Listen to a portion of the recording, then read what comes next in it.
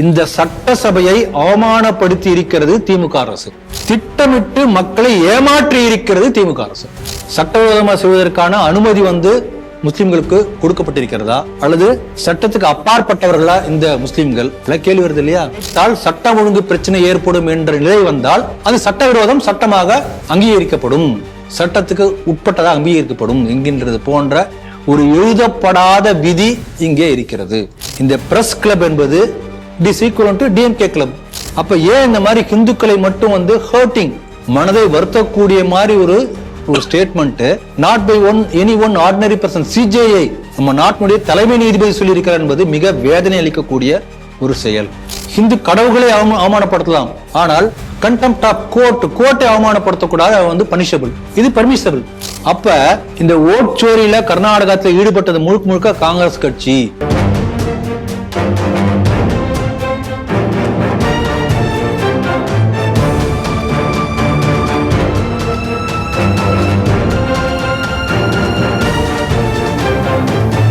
Sri TV நேயர்களுக்கு வணக்கம். இன்றைய செய்திகள் சிந்தனைகள் நிகழ்ச்சிக்கு உங்களை வரவேற்கிறோம். முதலில் இன்றைய முக்கிய செய்திகளை பார்ப்போம். சட்டசபையில் வெளியான 256 அறிவிப்புகள் சாத்தியமில்லை, அரசு கைவிட முடிவு. திருப்பூரில் சட்டவிரோதமாக கட்டப்படும் மசூதி, கலெக்டரிடம் இந்து முன்னணி மனு. அவதூறு பரப்பிய பத்திரிகையாளருக்கு முட்டு கொடுக்கும் பிரஸ் கிளப், சவுக்கு சங்கர் பிரச்சனையில் மௌனம். மகாவிஷ்ணு சிலை உடைப்பு கடவுளே காப்பாற்றிக் கொள்ளட்டும், உச்சநீதிமன்ற தலைமை நீதிபதி. ராகுலின் வாக்கு திருட்டு குற்றச்சாட்டு மீண்டும் பிசுபிசுத்தது. இன்றைய செய்திகள் குறித்து தனது கருத்துக்களை நம்முடைய பகிர்ந்து கொள்ள நமது அரங்கத்திற்கு திரு ராம வெங்கடாத்ரி அவர்கள் வந்திருக்கிறார். ஸ்ரீ டிவி நேயர்கள் சார்பாக அவரை வரவேற்கிறேன். வணக்கம். வணக்கம் ராஜேஷ் ராவ். தினமலர்ல இன்னைக்கு மிக முக்கியமான செய்தி, இன்னும் சொல்லப்போனா அதை திமுக எக்ஸ்போஸ் பண்ணியிருக்காங்க அப்படின்னு தான் சொல்லலாம். சட்டசபையில திமுக அரசு, திராவிட மாடல் அரசு பல தீர்மானங்களை, பல விஷயங்களை 110 கீழ் பல அறிவிப்புகளை வெளியிடுவாங்க. அப்படி 2021-22 முதல் 25-26 வரைக்கும் மொத்தம் 8634 அறிவிப்புகளை வெளியிட்டிருக்காங்க. அதுல அரசாணை பிளஸ் அமல்படுத்தக்கூடிய வகையில இருக்கிறதுங்கிறது 4516. அரசாணை வெளியிட்டு பணியை துவங்கப்பட்ட விஷயங்கள்னு பார்த்தா 3455. மத்திய அரசு அனுமதி அளிக்காதது பிளஸ் நிலுவையில இருக்கிறதுங்கிறது 26. கைவிடப்பட்டவை அறிவிச்சிருக்காங்க, கைவிட்டுட்டாங்க அப்படின்னா 256. நிலுவை ஒரு 381 அறிவிப்புகள் நிலுவையில் இருக்கு. இந்த எக்ஸ்போஸை எப்படி பாக்குறீங்க? ஒரு நாட்டின் ஜனநாயகத்தை கட்டி காப்பாற்றக்கூடிய தூண்களில் ஒன்று பத்திரிகை, மீடியா என்று சொல்லுவாங்க. அந்த பத்திரிகையுடைய கடமையை சரியாக செய்து இருக்கக்கூடிய தினமலருக்கு முதல் நம்முடைய பாராட்டுகளை தெரிவிக்கிறோம். ஏன்னா தினமலரை தவிர வேற எந்த பத்திரிகை நாளிதழிலும் இந்த செய்தி வரவில்லை, வரப்போவதும் இல்லை. ஆகவே தினமலருக்கு முதல்ல இல்லை நமக்கு வெளியே தெரிஞ்சிருக்காது. நம்முடைய நன்றிகள், பாராட்டுதல்கள். இப்ப பாருங்க, 256 அறிவிப்புகள், அதாவது சட்டசபையில் அங்க அறிவிச்சிருக்காங்க. அப்படி அறிவித்தவைகள் இப்ப கைவிடப்படுகின்றன, செய்ய முடியாது.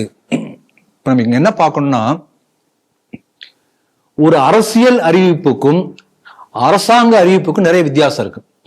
இப்ப அரசியல் அறிவிப்புனா பாருங்க, தேர்தல் வாக்குறுதி, தேர்தல் ஜெயிக்கணுங்கிறதுக்காக ஏதோ ஒண்ணு பிரிண்ட் பண்ணுவாங்க. அது அதிலே நிறைய நூற்றுக்கணக்கில் பண்ணலாம்னு சொல்லிட்டு அதிமுக ஒரு பக்கம் விழாவாரியா சொல்றாங்க, கம்யூனிஸ்ட் கட்சி சொல்லியிருக்காங்க தோழமை சுட்டுதலா, ஆமா, பாஜகவும் சொல்லியிருக்கிறது, கச்சத்தீவு நிறைய இருக்கும். அந்த நேரத்தை மக்களை உசுப்பேற்றி விடுவதற்காக சொல்றது. நீட் விளக்கு அதான் முதல் கையெழுத்து, நீட் ரகசியம். ஏன்னா திமுக ஆட்சியை பிடிக்க ஆரம்பித்த முதல் நாள்ல இருந்தே இந்த சர்க்கிள் தேர்தல் வாக்குறுதியில 3 படி அரிசி, ரூபாய்க்கு 3 படி அரிசி கொடுக்க முடியாது என்று தெரிந்தும் மக்களை ஏமாற்றி ஓட்டு வாங்குவதற்காக சொல்லப்பட்ட தேர்தல் வாக்குறுதி அது. இப்ப இங்க பாத்தீங்கன்னா மகளிர், இப்ப ரீசெண்டா மகளிர் உரிமை தொகை, முதல்ல மகளிர் உரிமை தொகை எல்லா மகளிருக்கும், அப்புறம் தகுதி வாய்ந்த மகளிருக்கு, குடும்ப தலைவி, ஆமா குடும்ப தலைவிகளுக்கு. இப்ப நீட் தேர்வுக்கு தகுதி கிடையாது, நீட் தேர்வுக்கு தகுதி கொடுக்க கூடாது. ஆனா 1000 ரூபாய் கொடுக்கக்கூடிய அந்த மகளிர் உரிமை தொகைக்கு என்னென்ன தகுதி இருக்குன்னு சொல்லி ஒரு பெரிய பட்டியல் போடுறாங்க. அதுக்கு தகுதி வேணும். அதிலே பல மகளிர் பெயர் வந்து விட்டு போட்டது, தகுதி வாய்ந்த மகளிர் பெயர் விடுபட்டதுன்னு சொல்லி அப்புறம் பெரிய குழப்பம் ஆகி நம்ம பார்த்தோம். நீங்க என்ன சொல்றீங்கன்னா அண்ணாதுரை ஆட்சி காலத்திலிருந்து இப்பொழுது இருக்கக்கூடிய அப்பா வரைக்கும், அப்பா ஆட்சி வரை, அண்ணாவிலிருந்து அப்பா வரை தேர்தல் வாக்குறுதி என்பது வேறு, நடைமுறை என்பது வேறு என்பது இவங்களுடைய வழக்கமாக இருக்கிறது. இது ஒரு பக்கம். இப்ப கனிமொழி அம்மா கூட சொன்னாங்க, தேர்தலுக்கு முன்பு வந்து நாங்கள் ஆட்சிக்கு வந்தால் தமிழ்நாட்டில விதவைகளா இருக்காங்க, டாஸ்மாக மூடுவோம், கடைகளை குறைப்போம் படிப்படியாக சொன்னாங்களா இல்லையா? தேர்தல் அறிவிப்பு, அரசியல் அறிவிப்பு, அதை விட்டுருங்க. ஆனால் ஒரு சட்டசபையில அசம்பிளியில அறிவிக்கிறதுக்கும் தேர்தல் வாக்குறுதிக்கு வித்தியாசம் இருக்கிறது. நீ சட்டசபையில அறிவிக்கிறாய் என்று சொன்னால் நீங்க என்ன பண்ணுவீங்க, ஒரு திட்டத்தை அறிவிக்கிறீங்க, ஏதோ ஒரு திட்டம், அப்ப அதுக்காக ஒரு IAS ஆஃபீஸர் உட்கார்ந்து ஃபீசிபிலிட்டி ஸ்டடி போடுவாங்க, எவ்வளவு ஃபண்டு, அது எந்தெந்த டிஸ்ட்ரிக்ட்ல பண்ண போறோம், அந்த கலெக்டர்கிட்ட இருந்து ரிப்போர்ட் வாங்குவாங்க, எத்தனை பேர் இருக்காங்க, இத்தனையும் இருக்கும். சும்மா அறிவிக்கிறது கிடையாது, ஒரு ப்ராஜெக்ட் ஒர்க் மாதிரி செய்துதான் அதன் பிறகு அதை அறிவிக்க போறாங்க. அப்படி அறிவிக்கப்பட்ட 256 திட்டங்கள் கைவிடப்படுகின்றன என்று சொன்னால், நீங்க ஆரம்பத்திலே கேட்டீங்க, இது நடக்காது என்று தெரிந்தே அறிவிச்சிருக்காங்களா? ஒரு வேலிட் கொஸ்டின். அப்ப என்ன பண்ணிருக்காங்கன்னா, இந்த சட்டசபையை அவமானப்படுத்தி இருக்கிறது திமுக அரசு, அப்படிதான் சொல்ல முடியும். என்ன, அசம்பிளிக்கு ஒரு மரியாதை இருக்கு இல்லையா? இது ஒண்ணு. ரெண்டாவது, திட்டமிட்டு மக்களை ஏமாற்றி இருக்கிறது திமுக அரசு. ஏன்னா தினமலர்ல இந்த 256 அறிவிப்புகள் இதுவரை செய்ய முடியல, இனிமேல் செய்ய மாட்டோம் என்று கைவிரித்திருக்கிறார்கள் என்ற செய்தி வராவிட்டால் நாம என்ன நினைச்சிருப்போம், எல்லாருமே அந்த 256 அறிவிச்சிருக்காங்க சட்டசபையில, அது ரிப்போர்ட், ஃபீசிபிலிட்டி ரிப்போர்ட் போட்டு IAS ஆபீசர்லாம் அதுக்கு அசைன் பண்ணி அதுக்கு ஒரு டீம் உட்காந்து வேலை பண்ணி அறிவிச்சிருக்காங்கன்னா அதுக்கு ஃபண்ட் அலோகேஷன் எல்லாமே இருக்கும் இல்லையா? அந்த ஃபண்ட் எங்க இருந்து ப்ரொக்யூர் பண்றது, அதுக்கான காலக்கெடு என்ன, first phase, second phase, third phase, இத்தனையும் போட்ட பிறகு அனௌன்ஸ் பண்ண முடியும், சும்மா சொல்ல போறது இல்லை. அப்ப இதை அறிவித்து நடந்திருக்கின்றதை நம்ம ஆரம்பிச்சிருக்கோம் அப்படின்னு நினைச்சிருப்போம் நாம இல்லையா? அப்ப மக்களை அறிவிப்பை சொல்லி ஏமாற்றி இருக்கிறது திமுக அரசு. அதான் இந்த செய்தி நம்ம தெரிஞ்சுக்கலாம். அதனால இப்படிப்பட்ட ஏமாற்று வேலைக்கு உடந்தையாக இந்த IAS அதிகாரிகள் இருந்திருக்கிறார்கள். அரசியல் அதிகாரிகளுடைய ஏமாற்று பித்தலாட்டத்துக்கு IAS அதிகாரிகள் உடந்தையாக இருந்திருக்கிறார்களா என்பது நம்முடைய கேள்வி. அதனால இந்த சம்பந்தப்பட்ட அரசியல் அதிகாரிகள் மீது தக்க நடவடிக்கை எடுக்கணும். அது எடுக்க போறதில்ல. ஏன்னா நீங்க டங் ஸ்லிப்பாய் கரெக்டா சொல்றீங்க, இவங்க அரசியல் அதிகாரிகளா ஆயிட்டாங்க, அரசு அதிகாரிகள்ங்கிறது தாண்டி அதனால அரசியல் அதிகாரிகளா இருக்காங்க. அதனாலதான் அவங்களும் அடிச்சு விட்டாங்க தேர்தல் வாக்குறுதி மாதிரி. அதனால தமிழகத்திலே IAS அதிகாரிகள், அரசியல் அதிகாரிகள், administration is equal to DMK cadre wing மாதிரி ஆகிக்கொண்டிருக்கின்றது என்று நீங்க சொல்றீங்க. அதுதான் உண்மையா இருக்கும்னு நினைக்கிறேன். அதனால இன்றைக்கு இது இவ்வளவு முக்கியமான ஒரு விஷயம் பாருங்க. இது உப்புச்சப்பு இல்லாத விஷயத்தை வந்து முகத்தை மறைச்சாரா, தொடச்சாரா, மூடினாரா என்பதை பத்தியெல்லாம் வந்து விவாதம் நடத்தி 24/7 விவாதம் நடத்தக்கூடிய ஊடகங்கள், மக்களுக்கு சென்றடைய வேண்டிய திட்டங்கள் கைவிடப்பட்டதை பற்றி விவாதம் நடத்துமா? அப்படிப்பட்ட முதுகெலும்பு உள்ள ஊடகங்கள் தமிழகத்திலே இருக்கின்றனவா? இன்று மாலை நமக்கு தெரிய வரும். திருப்பூர் காங்கேயம் பகுதி VG கார்டன், இங்க அதிகமாக இந்துக்கள் அதிகமாக இருக்கக்கூடிய பகுதி. அங்கு வந்து திடீரென ஒரு சட்டவிரோத மசூதி கட்டுவதற்கான ஏற்பாடுகள் நடந்திருக்கின்றன. இது ஆரம்பத்திலேயே தடுக்கப்பட வேண்டும் அப்படிங்கிறதுக்காக கலெக்டர் அலுவலகத்துல இந்து முன்னணி வந்து ஒரு மனுவை கொடுத்திருக்கிறது. இந்த செய்தி எப்படி பார்க்குறேன்? நான் உங்ககிட்ட ஒரு கேள்வி கேட்கிறேன். நாளைக்கு காலையில உங்க வீட்டு வாசல்ல போயிட்டு ஒரு 3 அடி நீளம், 1/2 அடி ஆழம், 1 அடி அகலம், இந்த அளவுக்கு நீங்க ஒரு குழி தோண்டணும், ஒரு கடப்பாறை வச்சோ குச்சி வச்சோ, உங்களால தோண்ட முடியுமா? உடனே GCC-லேருந்து ஆள் வந்துருவாங்க. அடுத்த அரை மணி நேரம் கவுன்சிலர் வந்துருவாரு. அடுத்த அரை மணி நேரம் கூட 10 நிமிஷத்துல வந்து சட்டம் தன் கடமையை செய்யுமா? அப்ப ராஜேஷோ, நானோ, நீங்களோ, மற்ற யாருமோ வந்து ஒரு அரை மணி நேரம் கூட ரோட்ல குழி நோண்டு சட்டவிரோதமான செயலை ஒரு அரை மணி நேரம் கூட செய்ய முடியாது. சட்டம் ஓடி வந்து தன் கடமையை செய்ய வந்துடும். இதுதான் நம்ம நாட்டில் உள்ள நடைமுறை. அப்ப சட்டவிரோதமாக ஒரு மசூதி கட்டுறாங்க, ஒரு மசூதி விட்டுருங்க, ஏதோ ஒரு கட்டுமான பணி வச்சுக்கோங்க, வீடோ ஒரு ஆபீஸோ, ஒரு கட்டுமான பணிங்கிறது மணிக்கணக்கில் நடக்கிறதா? நாள் கணக்கில் கூட, வாரக்கணக்கில், மாச கணக்கில் நடக்கும்.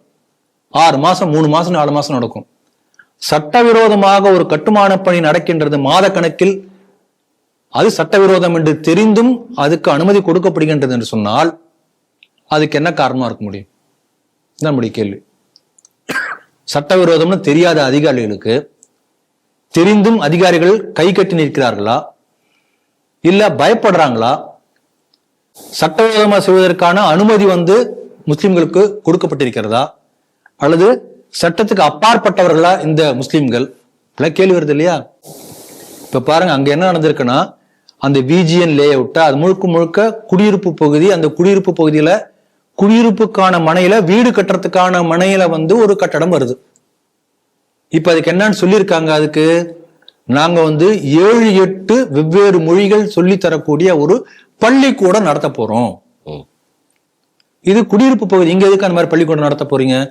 சரி, ஆனா அனுமதி கொடுத்துட்டாங்க ரெவென்யூ அதிகாரிகள். ஆனா அந்த 7-8 மொழியில எந்த மொழியில் ஒரு மொழியில கூட அரபி என்கின்ற மொழியே இல்ல, வேற ஏதோ 7-8 மொழி இருக்கிறது. அந்த பள்ளி இப்ப ஆரம்பிச்சிருக்காங்க. அதை பார்த்தா அரபி பள்ளிக்கூடம். வேற எங்க இருந்தோ துலுக்கமார் அங்க படிக்கிறாங்க அரபி பள்ளி. இப்ப அரபி பள்ளிக்கான இன்னும் கட்டுமான பணி நடந்து கொண்டே இருக்கிறது. இப்ப என்ன பார்த்தோம்னா, ஒரு மசூதி கட்டக்கூடிய வேலை நடந்து கொண்டிருக்கிறது.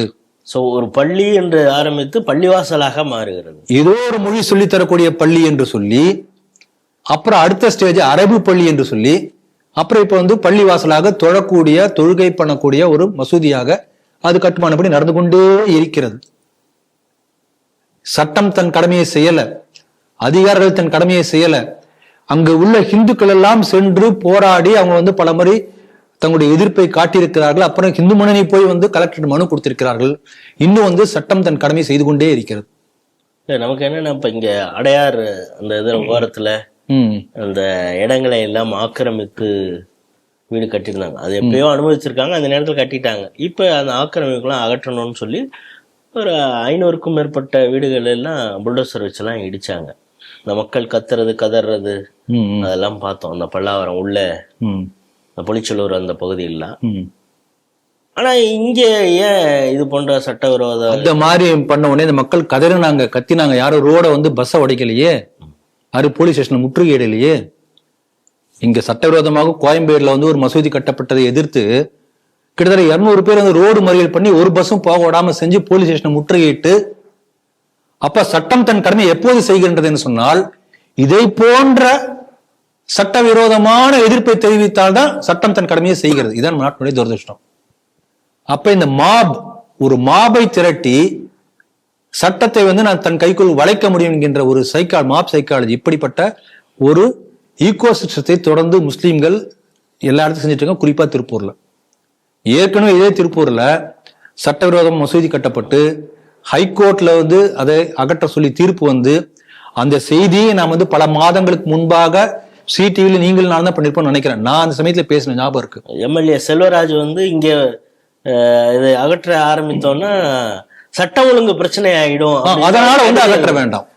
இங்க வரைக்கும் அகற்றல, கலெக்டர் ஒன்றும் பண்ணல. அப்ப சட்டவிரோதமாக ஒரு கட்டுமானம் இருந்தால் அதை நீங்க அகற்ற நினைத்தால் சட்ட ஒழுங்கு பிரச்சனை ஏற்படும் என்ற நிலை வந்தால் அது சட்டவிரோதம் சட்டமாக அங்கீகரிக்கப்படும், சட்டத்துக்கு உட்பட்டதாக அங்கீகரிக்கப்படும் என்கின்றது போன்ற ஒரு எழுதப்படாத விதி இங்கே இருக்கிறது. அதை நம்ம தெளிவா புரிஞ்சுக்கணும். இந்த சமயத்துல இன்னொரு விஷயம் நான் சொல்றேன் பாருங்க. நீங்க இப்ப தீவட்டிப்பட்டி உங்க பேர்ல வழக்கு பாய்ந்து வந்தது. இந்துக்கள் மட்டுமே வசிக்கக்கூடிய கிராமத்துல அரசாங்கத்துக்கு சொந்தமான நிலம், அதுவும் திருவிழா காலத்துல ஊர் பொதுமக்கள் கூடக்கூடிய இடம், ஊர் திருவிழா சமயத்துல. அப்படிப்பட்ட இடத்த ஒரு முஸ்லீம் கூட இல்ல, அங்க ஈத்கா மைதான் கட்டுவதற்காக அரசாங்கமே அதை கட்டுறதுக்காக அதை வளைச்சி எடுத்து கொடுக்குது. அதை பத்தி கோர்ட்ல கேஸ் நடக்குது. கோர்ட் தடை உத்தரவு போட்டாச்சு. அதை இன்டர்வியூ செய்த காரணத்திற்காக உங்க மேல வழக்கு வந்ததா இல்லையா? அப்ப யார் தன் கடமை இப்படிதான் செய்து கொண்டிருக்கிறது. அதனால இது உள்ள தமிழகத்தின் நிலை நம்ம புரிஞ்சுக்க வேண்டியது. இன்னொன்று பாருங்க, இந்த சமயத்தில் ஒரு விஷயத்த நான் ஹைலைட் பண்ண விரும்புறேன். அங்கே திருப்பூர் சுற்றி உள்ள பல பகுதிகளில் கொஞ்சம் கொஞ்சமாக முஸ்லீம் ஜனத்தொகை அதிகரித்து கொண்டே வருகிறது. அதாவது ஒரு ஊர்ல ஒரு முஸ்லீம் இருக்கான்னா அவங்க குழந்தை பிறந்தா 10 குழந்தை பிறந்தா வச்சுக்கோங்களேன், அப்ப எவ்வளவு அதிகரிக்கும்? ஒரு 10 வருஷத்துல அதை விட அதிகரிக்கிறது. யாருன்னு பார்த்தா பங்களாதேஷ். இப்படிப்பட்ட முஸ்லிம் வாக்காளர்களால் தான் நாங்கள் ஜெயித்தோம் என்று ஒப்புதல் வாக்கு மூலமே கொடுத்திருக்காரு அந்த எம்எல்ஏ. அப்ப இந்த பங்களாதேஷ் இன்ஃபில்ட்ரேஷன் என்பது எந்த அளவுக்கு ஒரு பெரிய தேசிய அபாயம் தொடர்ந்து நம்ம சிடியூல பேசிக் கொண்டிருக்கிறோம். அதனுடைய ஒரு எஃபெக்டாகவும் இருக்கும். ஆகவே ஹிந்து ஜனத்தொகை குறைந்தால் அங்கே சட்டம் ஒழுங்கு தன்னுடைய கடமையை ஒழுங்கா செய்யாது. கொஞ்சம் குறைஞ்சா கூட சரி, மைனாரிட்டிலாம் ஆக வேண்டாம், சும்மா கொஞ்சம் குறைஞ்சாவே போதும். இதுதான் இந்த திருப்பூர் நமக்கு காட்டக்கூடிய பாடமாக நான் நினைக்கிறேன். சவுக்கு சங்கர் நமக்கு தெரியும், அவர் ஒரு யூடியூப் சேனல் வச்சிருக்காரு. ஏற்கனவே இருந்த அவருடைய மீடியா ஹவுஸ் வந்து முடக்கப்பட்டது. பிறகு இப்போ புதுசாக ஒரு யூடியூப் சேனல் தொடங்கி இப்போ ரன் பண்ணிட்டு இருக்காரு. அரசியல் சம்பந்தமாக நிகழ்வுகளை பேசிகிட்டு இருக்கிறத பார்க்குறோம். ஒவ்வொரு நேரத்தில் ஒவ்வொரு நிலைப்பாடு எடுப்பார், அது அவருடைய இஷ்டம். பெரும்பாலும் இப்பொழுது திமுகவுக்கு எதிராக பல விஷயங்கள் அவர் பேசுகிறாரு. சில போலீஸ் ஆஃபீஸர்ஸ் செய்த தவறுகளை சுட்டி காட்டுறாரு அப்படிங்கிறதுக்காக பல வழக்குகள் இவர் மீது போடப்பட்டது, குண்டாசெல்லாம் போடப்பட்டது. அதையெல்லாம் கோர்ட்டில் வந்து ஸ்குவாஷ் பண்ணக்கூடிய அந்த விஷயங்கள்லாம் பார்த்தோம். இப்போ அவர் லேட்டஸ்டாக இப்பொழுது இருக்கக்கூடிய பொறுப்பு டிஜிபிகிட்ட ஒரு புகாரை கொடுக்குறாரு. என்னென்னா, சென்னை கமிஷனராக இருக்கக்கூடிய அந்த போலீஸ் அதிகாரி மற்றும் சிபிசிஐடி திருச்சியிலேருந்து இருந்த ஏடிஜிபியாக இப்பொழுது இங்கே வந்து ஜாயின் பண்ணியிருக்கக்கூடிய வருண்குமார், இவங்க 2 பேர்னால என்னுடைய உயிருக்கே ஆபத்து. தென் மாவட்டங்கள்லேருந்து ஆளையே அயர் பண்ணி என்னை கொலை செய்வதற்காக திட்டமிட்டிருக்காங்க அப்படிங்கிற ஒரு ரீதியில் புகார் சொல்லியிருக்கிறார். இது ஒரு பக்கம். இன்னொன்று, நீங்கள் ஆரம்பத்தில் சொன்னது மாதிரி எதிர்க்கட்சி தலைவர் எடப்பாடி பழனிசாமி அவர்கள் சமீபத்தில் டெல்லி போயிருந்தார். உள்துறை அமைச்சர் அமித்ஷா அவர்களை சந்தித்தார். சந்தித்து வரும் பொழுது அவர் சம்பந்தமாக பல வீடியோக்கள் வந்து பல சர்ச்சையான விஷயங்கள்லாம் இங்கு அதை வைத்தெல்லாம் டிபேட்லாம் நடந்தது. அந்த வீடியோவை எடுத்தவர் ஃப்ரீலான்சர்னு சொல்லக்கூடிய நிரஞ்சன் குமார். அவர் வந்து ஏதோ ஒரு ஊடகத்தில் ஒரு பணியில் இருந்த ஒரு ரிப்போர்ட்டர். அவருக்கு எதிராக சட்ட ரீதியாக ஒரு நோட்டீஸை அதிமுக சர்வ் பண்ணியிருக்கு, நோட்டீஸ் அனுப்பிச்சிருக்காங்க. இப்பொழுது உடனே பதறி எடுத்து பிரஸ் கிளப்லேருந்து அவருக்கு முட்டு கொடுக்கறது மாதிரி பேசியிருக்காங்க. சவுக்கு சங்கர் தனது உயிருக்கே ஆபத்துங்கிறாரு, அதை பற்றி ஒன்றும் பேசலை.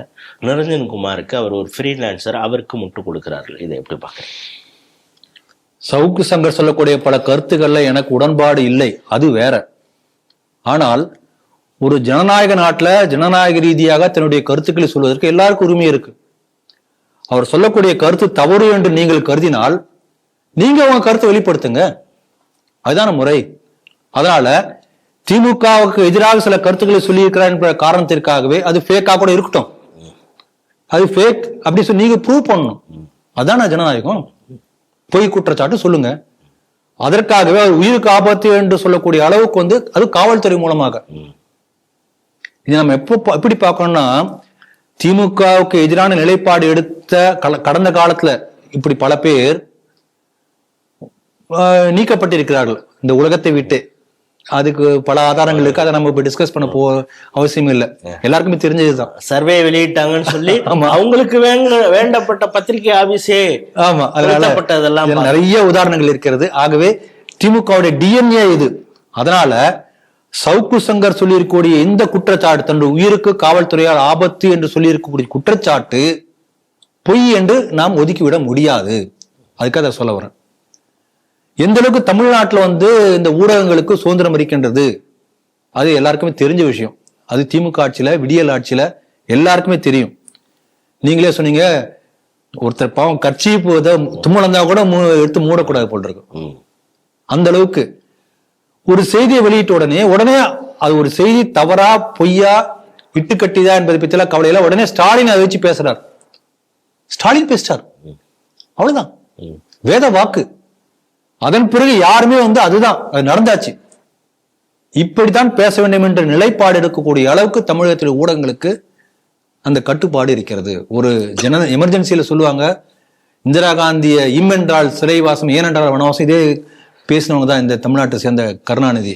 ஆனால் இன்றைக்கு அதை விட மோசமான சூழ்நிலை எல்லா பத்திரிகைகளும் திமுகவுடைய கட்டுப்பாட்டின் கீழ் இருக்கின்றன.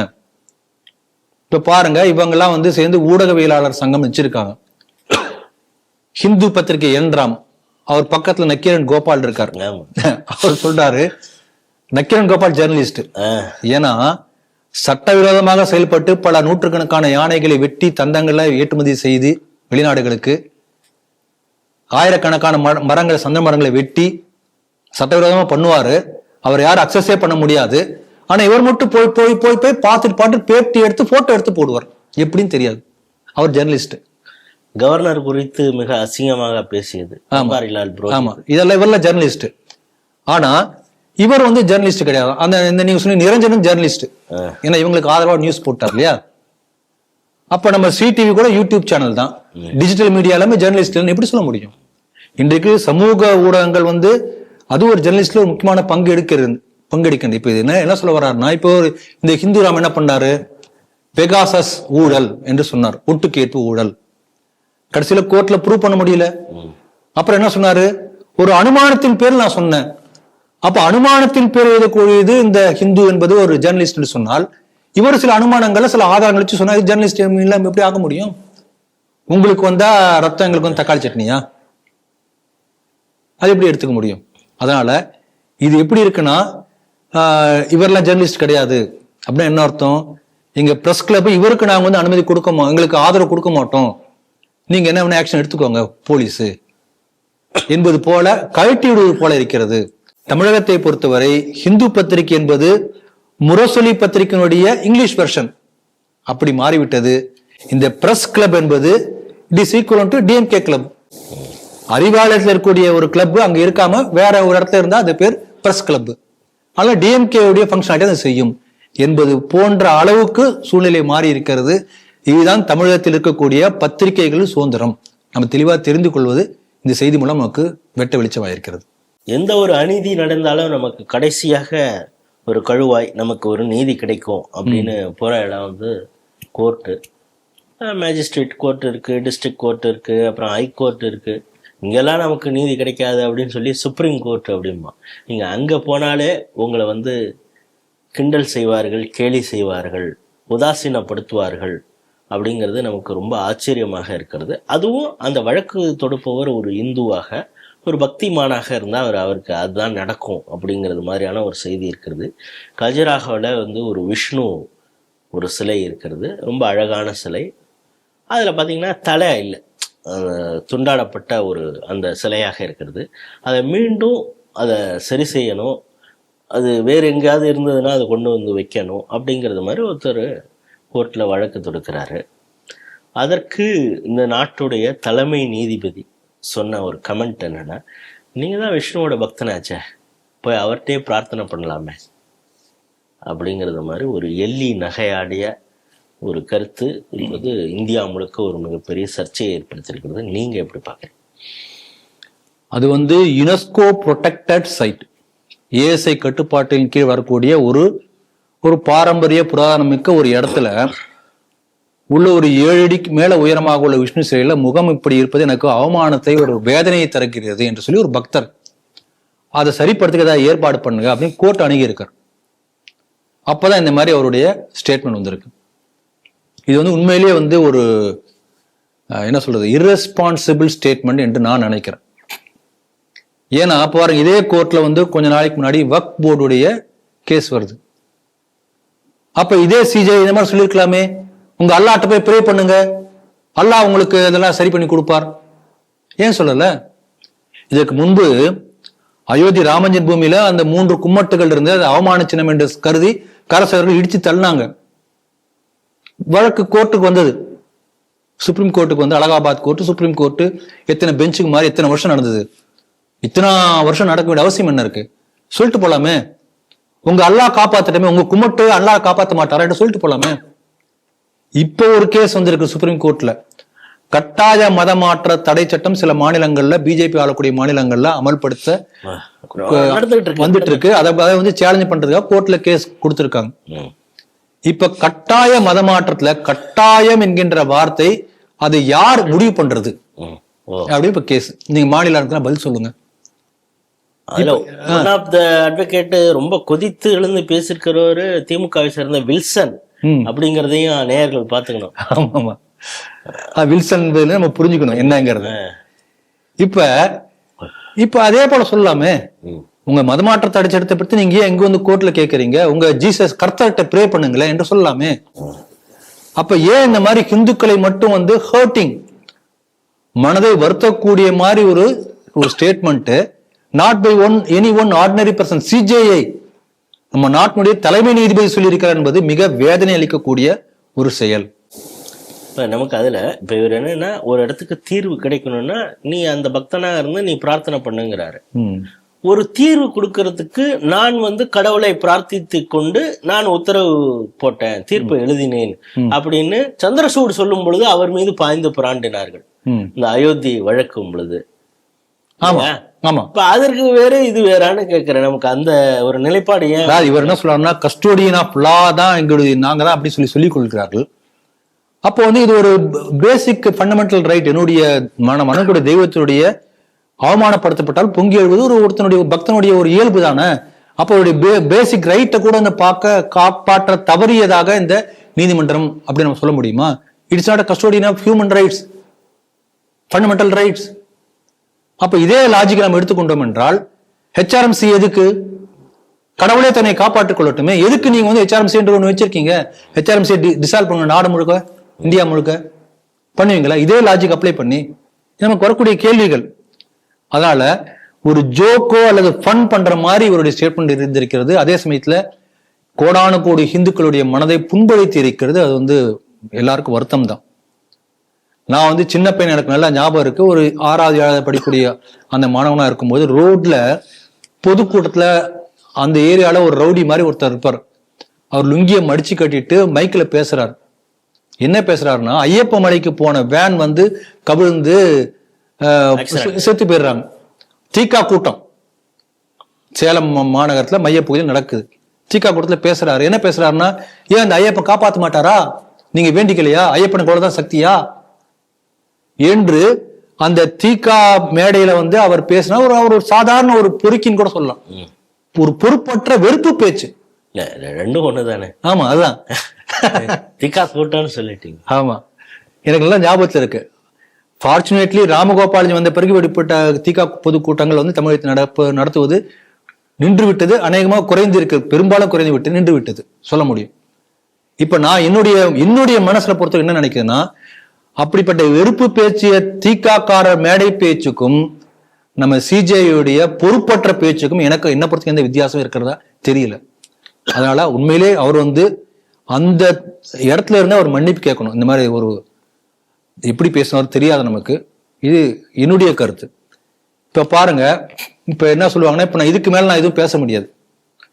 ஆமா, நீங்க அவருடைய இது கண்டெம்ப்ட் ஆஃப் கோர்ட், அதாவது கோர்ட்டை அவமதித்த அது ஒரு ஷீல்டு மாதிரி எல்லா ஜட்ஜுக்கு இருக்கு. நம்ம ஒன்றும் பண்ண முடியாது. ஒரு லெவலுக்கு மேல நம்ம பேச முடியாது. நம்முடைய நாவை அடக்கி கட்டுப்படுத்தி ஜட்ஜோட இன்டென்ஷனை நீங்க ஆமா சந்தேகப்படக்கூடாது. ஏன்னா அந்த கண்டெம்ப்ட் ஆஃப் கோர்ட் என்கிற ஷீல்டு இருக்கின்ற காரணத்தால் என்ன வேணா பேசலாமா? யார் வேண்டுமானாலும். இப்ப contempt of Vishnu, contempt of god, Hindu gods, அது இருக்கலாமா? ஹிந்து கடவுள்களை அவமானப்படுத்தலாம். ஆனால் கண்டெம்ப்ட் ஆஃப் கோர்ட்டை அவமானப்படுத்தக்கூடாது. அது பனிஷபிள், இது பர்மிஷபிள். எப்படிப்பட்ட நிலைப்பாடு பாருங்க. ஆகவே இது ஒரு சரியான முன்னுதாரணமாக இல்லை. ரொம்ப எனக்கு மனசு வேதனையா இருக்கிறது. நான் ஒரு சம்பவத்தை சொல்றேன். என் மனசுல வந்த சம்பவம் இதே போல இவர் அது ஒரு கல்லுன்னு நினைச்சு சொல்லிட்டார் போல் இருக்கு. விஷ்ணு அது என்ன ஒரு கல் அப்படி மனசுக்குள்ள அது சொல்லல உள்ள அந்த ஃபீலிங் அப்படிதாங்கிற மாதிரி எனக்கு தோன்றுகிறது. இப்ப பாருங்க, நம்ம நாட்டுல இதே போல புராண கதை ஒண்ணு வருது. ஹிரண்யகசிபு என்கிற கல்லை பார்த்து கேட்கறது, இங்க இவன் இருக்காரா, நீ வணங்கக்கூடிய விஷ்ணு இருக்கான், பிரகலாதம் இருக்காரு. தூணை பிறந்து நரசிம்ம அவதாரம் வந்தது. அதனால இந்த கடவுள்களை எள்ளி நகையாடினால் நரசிம்ம அவதாரம் பொல்லாது, சும்மா இருக்காது, தண்டிக்கும் யாரா இருந்தாலும் சரி. அதனால இந்த சிட்டிங் ஜட்ஜி மேல நாம எஃப்ஐஆர் போட முடியாது, யாரும் போட முடியாது. அது ஒரு ப்ரொடெக்ஷன் இருக்கு. ஒரே வாய்ப்பு இம்பீச்மெண்ட் மட்டும்தான். இந்த கோடிக்கணக்கான ஹிந்துக்களுடைய மத உணர்வுகளை காயப்படுத்திய காரணத்திற்காக இங்க பார்லிமெண்ட்ல இம்பீச்மெண்ட் மோஷன் கொண்டு இவருக்கு நடவடிக்கை எடுக்கப்படுமா, அந்த வேலையை பிஜேபி செய்யுமா என்பதை பார்ப்போம். நீங்க சொல்லிட்டீங்க இதுக்கு மேல சொன்னா பிரச்சனை ஆகும்னு. அவருக்கு இன்னொரு கவசமும் இருக்கிறது, அதை பத்தி நம்ம இங்க பேச வேண்டாம். அந்த கவசத்தினால எல்லா அரசியல் கட்சிகளும் அவருக்கு ஆதரவாகவும் இருக்கும் அந்த கவசத்தை பார்த்து பயந்து கொண்டுதான் பிஜேபி நடவடிக்கை எதுவும் எடுக்காமல் இருக்கலாம் என்று நான் நினைக்கிறேன். காசாவின் மீது இஸ்ரேல் தொடர்ச்சியாக குண்டு போட்டுக்கிட்டு இருக்கு. அதை வந்து ஐநா கண்டிக்குது, யூரோப்பியன் நேஷன் சில நேரங்களில் கண்டிக்கிறாங்க, முஸ்லீம் கண்ட்ரிஸ்லாம் கண்டிக்குது. இருந்தாலும் தொடர்ச்சியாக அவங்க குண்டு போடுறாங்க. அப்படியே கத்தார் வந்துச்சு, பாகிஸ்தானுக்கும் வந்துருன்னு இப்போ அடுத்து பேசிட்டு இருக்காங்க. அப்படி இருக்காங்க. அதே போல் இந்தியாவில் ஒருத்தர் நான் தொடர்ச்சியாக குண்டு போட்டுக்கிட்டே இருப்பேன் அப்படிங்கிறாரு. ஏற்கனவே ஒரு குண்டு போட்டார். அந்த குண்டு என்ன ஆச்சுன்னு நமக்கு தெரியும். அடுத்தது இப்போ அதோட பவர்ஃபுல்லாக ஹைட்ரஜன் குண்டு நான் போட போகிறேன் அப்படின்னாரு. அதுவும் நேற்று மோடி பிறந்த நாள்லேயே அந்த குண்டை போட போகிறேன் அப்படின்னாரு. அப்புறம் மேபி அவருக்கு யாராவது அட்வைஸ் பண்ணாங்களான்னு தெரியல. இன்னைக்கு பண்ணிங்கன்னா இதையே ஒரு பூமராங் மாதிரி உனக்கு திருப்பி அனுப்பிச்சிருவாருன்னு சொன்னாங்களான்னு தெரியல. அந்த குண்டை இன்னைக்கு போடுறேன் அப்படின்னு சொல்லி ஒரு ப்ரெஸ் மீட்டு. இப்போ அந்த ப்ரெஸ் மீட்டுக்கு அடுத்தது என்ன சொல்றாரு, இது சாதாரண குண்டு தான், இதுக்கு அப்புறம் தான் ஹைட்ரஜன் குண்டை நான் வச்சிருக்கேன் அப்படிங்கிறாரு. முதல்ல அந்த சாதாரண குண்டுல அவர் என்ன சொல்லியிருக்காருன்னா, கர்நாடகாவில் இருக்கக்கூடிய ஹேலண்ட் கான்ஸ்டியூயன்சி அப்படின்னு ஒன்று இருக்கு. அங்கே வந்து எப்படி டெலிஷன் நடந்தது, ஆன்லைன்லேயே எப்படி இவங்கெல்லாம் காங்கிரஸுக்கு தான் ஓட்டு போடுவாங்க அப்படின்னு தெரிஞ்சு ஒரு குறிப்பிட்ட வாக்காளர்களை மட்டும் எப்படி ஆன்லைன்லேயே அதுக்காக ஒரு ஓடிபி, அதுக்கான பாஸ்வேர்டு எல்லாமே இது பண்ணி ஒரு குறிப்பிட்ட ஆள் பேரில் இதெல்லாம் கொண்டு வந்து அவங்க ஆன்லைன்லேயே டெலீட் பண்ணியிருக்காங்க அப்படிங்கிற ஒரு குண்டை தூக்கி போட்டார். இது 2023 இந்த கதையை சொல்லிட்டு இருக்காங்க. நான் எங்கள் காதில் கேட்டு புளிச்சு போச்சு. இது சம்பந்தமாக இது எல்லாம் பொய்யை நாங்கள் எப்பயோ நிரூபிச்சிட்டோம், ஆன்லைனில் இப்படி டெலிஷனே பண்ண முடியாது அப்படின்னு தேர்தல் ஆணையம் சொல்லியிருக்கிறது. அதே போல் அவர் ஏற்கனவே அவங்க கேட்டாங்க, அபிடவிட் ஒன்று கொடுங்கன்னு போன தடவை கேட்டாங்க, அவன் முடியாதுன்ட்டாரு. இந்த தடவை வந்து அட்வான்ஸாக அவருக்கு ஆதரவாக இருக்கக்கூடிய கட்சிகள், கூட்டணி கட்சிகள்லாம் அவர் அபிடவிட் கொடுக்க வேண்டிய அவசியம் இல்லை அப்படின்னு முன்னாலேயே சொல்லிட்டாங்க. இப்போ இதை எப்படி பார்க்குறீங்க? காமெடிக்கு பஞ்சம் இல்லை. ஒரு பக்கம் காமெடி என்று நான் சொன்னாலும் கூட, எந்த அளவுக்கு தரம் தாழ்ந்து கீழ் இறங்கி பொய்யை மட்டுமே பேசக்கூடிய ஒருத்தர் வந்து இன்னும் பொய் பேசிக்கொண்டே இருக்கிறார். அதற்கு இந்த சிஸ்டம் இட் இஸ் அலோவிங். அவமானமா இருக்கு. இப்ப என்ன சொல்றாருன்னா, மாஸ் டெலிஷன் ஆஃப் 6018 ஓட்ஸ் எப்படின்னா பப்ளிக்கா வந்து லாக்இன் பண்ணி டெலீட் பண்ணிட்டாங்களாம். அது 3 பேரை கொண்டு வந்து மேடையில் நிறுத்திருக்காரு. ஒருத்தர் பேர் வந்து கோதாபாய், இன்னொருத்தர் பேர் சூரியகாந்த், இன்னொருத்தர் பேர் நாகராஜ். இவர் 14 ஓட்டு டெலீட் பண்ணாரு, இவர் வந்து ஏதோ 12 ஓட்டு, இவர் 2 ஓட்டு அப்படின்னு கணக்கெல்லாம் சொல்றாரு, அறிமுகப்படுத்துறாரு. இப்ப எலெக்ஷன் கமிஷன் என்ன சொல்லியிருக்கு, இந்த மாதிரி வாய்ப்பு இல்லை, தேர்தல் கமிஷனுடைய வலைத்தளத்துல போய் யாருமே வந்து லாகின் பண்ணி இன்னொருத்தர் பேரை டெலீட் பண்றதுலாம் சாத்தியமே கிடையாது, பண்ணவே முடியாது, எப்படி ப்ரூவ் பண்ணி காட்டுன்னு கேட்கறாங்க. அது வந்து நியாயமா தான் படுது. ஏன்னா இப்ப நீங்க ஆதாருடைய வெப்சைட் இருக்கு, ஆன்லைன்ல என்ன பண்ண முடியும், ஆதார்ல போய் உங்க நம்பரை மாத்த முடியுமா? பண்ண முடியாது. அவங்க இஷ்டத்துக்கு என்ன வேணா பண்ணலாமே. அதிகபட்சம் நீங்க அட்ரஸ் மாத்தலாம். அட்ரஸ் மாத்தினா கூட அது ஒரு 5 நாள் கழிச்சு வெரிஃபை பண்ணி அதுக்கு அட்ரஸ் ப்ரூஃப் கொடுக்கணும், அது மாறி வரும். அதுக்கான போன் நம்பர் நீங்க ஏற்கனவே கொடுத்தோம், அதுக்கு ஓடிபி வரும், அதை நீங்க கொடுக்கணும். இப்படிதான் இருக்கும். நீங்க ஆதார்ல போய் டேட் ஆஃப் பர்த் மாத்த முடியுமா? எவ்வளவு பெரிய ப்ராசஸ் அது. அப்ப ஆன்லைன் ப்ராசஸ் எல்லாமே அப்படிலாம் வந்து பண்ணக்கூடிய வாய்ப்பே கிடையாது. இப்ப பேங்க்ல கூட தான் ஆன்லைன் இருக்கு, நெட் பேங்கிங் இருக்கு. நான் வந்து இன்னும் உங்க பேங்க் அக்கௌண்ட் போய் உங்களுடைய அக்கௌண்ட் உள்ள பூந்து அங்கிருந்து ஒரு 1 லட்சம் ரூபாய் எடுத்து அக்கௌண்ட் நான் மாத்த முடியுமா? எப்படி பண்ண முடியும்? ஈவன் பேங்க் அபிஷியலி அங்குள்ள ஸ்டாஃபே கூட அங்க உள்ள ஒரு பேங்க் உள்ள இன்னொருத்தருடைய அக்கௌண்ட்ல இன்னொரு பேங்க் அக்கௌண்ட்டுக்கு கணக்கெல்லாம் மாற்றவே முடியாது. அந்த அளவுக்கு சிஸ்டம் இஸ் செக்யூர். பண்ணவே வாய்ப்பு இல்லை. ஏன்னா எல்லாத்துக்கும் சில சிஸ்டம் வச்சிருக்காங்க. அது மாதிரி பண்ணும்போது இங்க ஒரு ஓடிபி வரும் இவருக்கு, அவருக்கு தெரிஞ்சிடும். இப்படி ஏமாற்ற முடியாது. ஆனால் இதையும் தாண்டி சில பேர் சைபர் கிரைம்ல பண்றாங்க. அப்படி பண்றதுனால ஆன்லைன் பேங்கிங்கே இந்தியா முழுக்க இருக்கக்கூடாது, எல்லாம் ஃப்ராடு, பணம் வச்சிருக்க எல்லாமே வந்து திருடின பணம், சோரி பணம் அப்படி சொல்லிடுவார் அவருன்னு. ஏதோ ஒரு எங்கேயோ நடக்கக்கூடிய ஒரு குற்றம் அப்படி நடந்தா அதை வச்சு ஜெனரலைஸ் பண்ண முடியுமா? இப்ப இந்த 3 பேர் வந்து இந்த மாதிரி பண்ணிருக்காரு வெளிப்படையாக மேடையில கூட நிறுத்தியிருக்காரு. 3 பேர் ஏன் அரெஸ்ட் பண்ணக்கூடாது? இப்போ பேங்க்ல இந்த மாதிரி ஃப்ராட் பண்ணாங்க, இந்தியன் பேங்க்ல இந்த மாதிரி நெட் பேங்கிங் உள்ள பூந்து பணத்தை எல்லாம் மாத்தியாச்சு அப்படி 3 பேர் நான் பப்ளிக்கா மேடை போட்டு அனௌன்ஸ் பண்றேன். என்ன இந்தியன் பேங்க் உடைய நெட் பேங்க் சிஸ்டம் அனௌன்ஸ் பண்றேன் மேடையில. பண்ணி முடிச்சு 1 மணி நேரத்துல சும்மா இருப்பானா? என்ன விட்டுருவாங்களா? என்னையும் விட மாட்டாங்க, அந்த 3 பேரும் விட மாட்டாங்க. இல்ல இப்போ நீங்க சொல்றத பார்த்தா அது ஒரே ஸ்டேட்டுங்கிறதுனால அதையும் சேர்த்து நம்ம சொல்ல வேண்டியதா இருக்கு. தர்மஸ்தலால வேலை பார்த்த ஒரு முன்னாள் ஊழியர், துப்புரவு ஊழியர், அவர் சொன்னார் நான் தான் 100 பணத்தையும் புதைச்சேன் அப்படின்னாரு. அப்புறம் அவர் சொன்ன இடத்துல பார்த்தாங்க எங்கேயுமே பணம் இல்ல. கடைசியில அவரே அரெஸ்ட் பண்ணாங்க. இப்ப அது மாதிரி இது ஆயிடுமோ அப்படிங்கிற. இப்ப அந்த புகார் கொடுத்த பெண்மணியும் வந்து எனக்கு அவளுக்கு பொண்ணே கிடையாது. எல்லாம் எவ்வளவு டிராமா பாருங்க. இப்ப இவர் வந்து ஓட்சோரி நடத்தாதா சொல்லக்கூடிய அந்த தொகுதியே காங்கிரஸ் கட்சியுடைய தொகுதி. இதுக்கு முன்னால் அதே கர்நாடகால வந்து ஓட்சோரி புகார் கொடுத்தாங்க. அது வந்து ஒரே வீட்டுல 30 பேர், ஒரே வீட்டுல ஒரே அட்ரஸ்ல. அதுக்கப்புறம் ஒரு மிக முக்கியமானது ஒண்ணு சொன்னேன், அட்ரஸ்ல 0 அப்படின்னு ஒண்ணு இருக்குன்னு. அவங்க டெல்லியில இப்படி 0 போடணும் அப்படிங்கறது காங்கிரஸ் கவர்மெண்ட்ல இருக்கும் பொழுதுதான் நடைமுறைக்கே வந்தது. ஏன்னா அவங்க எல்லாம் பிளாட்ஃபார்ம்ல வீடு இல்லாதவங்களுக்கு நாங்க 0 தான் கொடுப்போம் அப்படின்னு. அதற்கு இப்போது வரை இவங்க பதில் பேசல. பதில் இல்ல பேச முடியும். அப்புறம் அந்த 30 பேர் ஒரே இடத்துல ஒரே அட்ரஸ் இருக்கிற 30 பேர் ஓட்டுகள் முழுக்க அந்த வீட்டினுடைய ஓனர் யாருன்னு பார்த்தோம்னா அவர் ஒரு காங்கிரஸ்காரர், பேட்டி கொடுத்துட்டார். அப்ப இந்த ஓட்சோரியில கர்நாடகத்துல ஈடுபட்டது முழுக்க காங்கிரஸ் கட்சி. தெளிவாயிடுச்சா? இவங்க சொன்ன எக்ஸாம்பிள் தான், நான் ஒன்னும் புதுசா ஒன்னும் சொல்லல. இப்ப இவங்க மேல எஃப்ஐஆர் ஏற்கனவே போட்டிருக்காங்க. ஏன் நடவடிக்கை எடுக்கல காங்கிரஸ் கர்நாடகா கவர்மெண்ட்? அதனால கர்நாடகா கவர்மெண்ட் டிஸ்மிஸ் பண்ணணும். இந்த ஓட்சோரியில ஈடுபட்ட காங்கிரஸ் கட்சியை வந்து தடை செய்யணும். அந்த 3 பேரை பப்ளிக் அனௌன்ஸ் பண்ணல, திருட்டுத்தனமாக டெலீட் பண்ணியிருக்காரு. அந்த மாதிரி பண்ணவே முடியாது, பண்ணிருக்காரு. ஏதோ ஹேக்கிங் மெத்தட்ல பண்ணிட்டாராம். அப்படி பண்ணியிருந்தா சட்ட விரோதம், அவங்களே அரெஸ்ட் பண்ணணும். இதுக்கெல்லாம் உடந்தையாக இருந்து செயல்பட்ட காரணத்திற்காக இந்த ராகுல் காந்தி அரெஸ்ட் பண்ணணும். இதெல்லாம் நடக்குமா தெரியாது. ஆனா பாருங்க, இப்படி எல்லாம் ஓட்சோரி கத்திட்டு இருக்காரு. ஆனா இந்த துணை ஜனாதிபதி தேர்தல்ல 15 எம்பிக்கு ஓட்சோரி எங்க நடந்ததுன்னு இவருக்கு தெரியல. ஏன்னா முதல்ல இவங்க கட்சியை வந்து ஓட்சோரி நடக்காம இவங்க காப்பாற்றட்டும், அதன் பிறகு மற்ற இடங்களுக்கு போகட்டும் என்று சொல்கிறேன். இவரெல்லாம் இந்த மாதிரி சட்டத்தின் பிடியில் நிறுத்தப்படுவார்கள் என்று ஒரு பெரிய கேள்வி, பிக் கொஷின். பார்ப்போம். இன்றைய 5 செய்திகள் குறித்து மிக விரிவாகவும் சுவாரஸ்யமாகவும் ஆழமாகவும் ஸ்ட்ரீட் டிவி நேயர்களோடு உங்களுடைய கருத்துக்களை பகிர்ந்து கொண்டிருக்கீங்க. மீண்டும் ஒரு நிகழ்ச்சியில் சந்திப்போம். அதுவரை உங்களிடமிருந்து விடைபெறுகிறோம். நன்றி, வணக்கம். ஜெய்ஹிந்த், ஜெய் ஸ்ரீராம்.